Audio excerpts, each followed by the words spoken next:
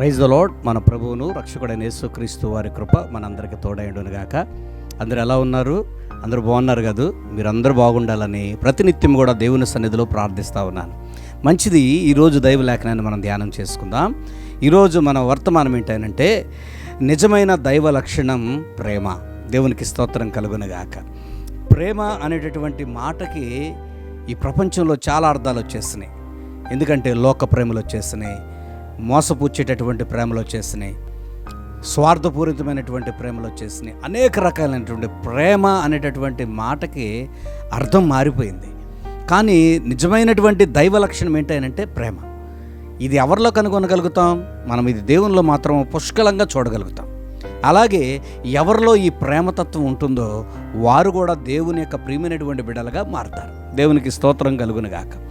ఒక మనిషిలో ద్వేషం తనని నాశనం చేస్తుంది, ఒక మనిషిలో అసూయ తన్ను పాడు చేస్తుంది. కానీ ప్రేమ జీవితకాలం మనకి తోడుగా ఉంటుంది. దేవునికి స్తోత్రం కలుగునుగాక.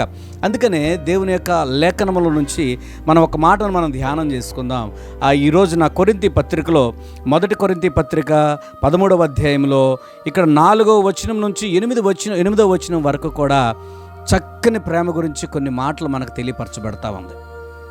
ఈ ప్రేమను గురించి మాట్లాడుతున్నప్పుడు ఆశ్చర్యకరమైనటువంటి సంగతులు ఇందులో మనకు బయలుపరచబడతా ఉన్నాయి.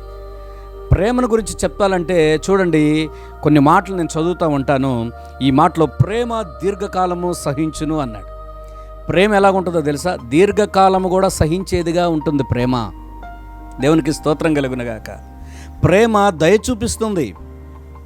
ప్రేమ దయ చూపించేటటువంటిది.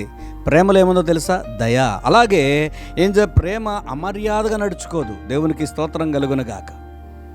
ప్రేమలో అమర్యాద ఉండదు, మర్యాద ఉంటుంది. ఎదుటి వ్యక్తిని గౌరవిస్తుంది. ప్రేమలో ఉన్నటువంటి తత్వం వేరండి. అది ద్వేషము, అసూయ, కపటము, మోసము ఈ ప్రేమలో ఉండవు. అలాగే ప్రేమలో ఏంటో తెలుసా? ప్రేమ అనేది శాశ్వత కాలం నిలబడుతుంది. ఈరోజు ఈ ప్రేమను గురించి చెప్పాలంటే అసలు ఈ ప్రపంచంలో ఉన్న మాటలు ఏవి కూడా చాలా. ఎందుకంటే క్రీస్తు చూపించినటువంటి ప్రేమను ఒకసారి మనం చూడండి. ఎంత గొప్ప ప్రేమను ఆయన చూపించారండి.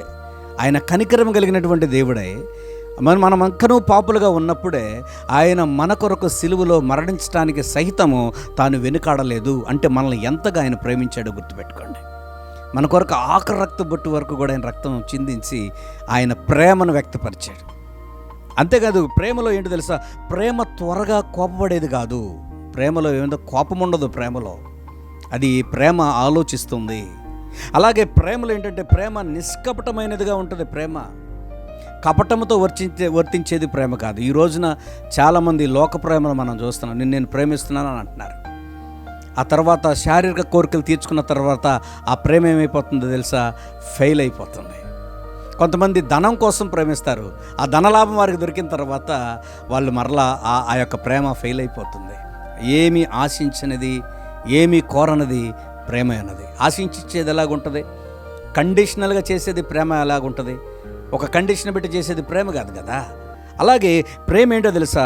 ప్రేమ పొరుగువానికి కీడు తలపెట్టదు. నీలో ప్రేమ ఉంటే, నాలో ప్రేమ ఉంటే అది పొరుగువానికి కీడు తలపెట్టే వారంగా మనం ఉండం. అలాగే ప్రేమ ఏంటో తెలుసా?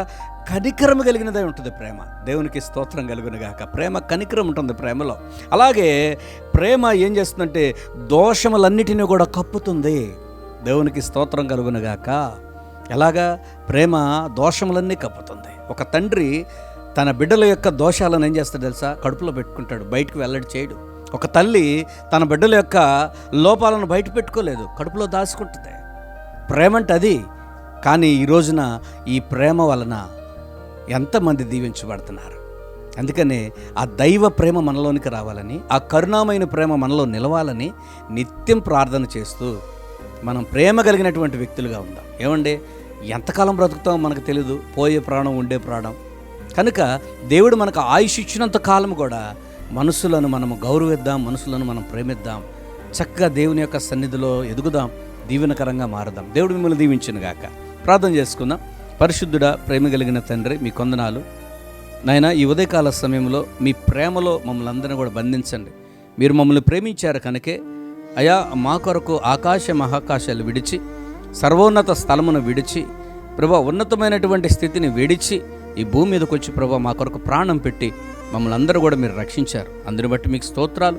మీ ప్రేమలో నాయన నిజాయితీ ఉంది, మీ ప్రేమలో ప్రభా నాయన యథార్థత ఉంది. ఆ యథార్థమైన ప్రేమను కలిగి మేము కూడా ఇతరులను అయా మీరు చేసినట్లుగా మేము కూడా ప్రేమించే గుణాన్ని మాకు అనుగ్రహించమని, ప్రతి వారిలో లోపాలు చూసుకుంటూ కాక ప్రతి వ్యక్తిని కూడా ప్రభా ప్రేమించే ఒక మంచి గుణాన్ని మాకు అనుగ్రహించమని మా ప్రభువును రక్షకుడైన యేసుక్రీస్తు వారి పేరిట ప్రార్థించుకుంది ఉన్నాము తండ్రి.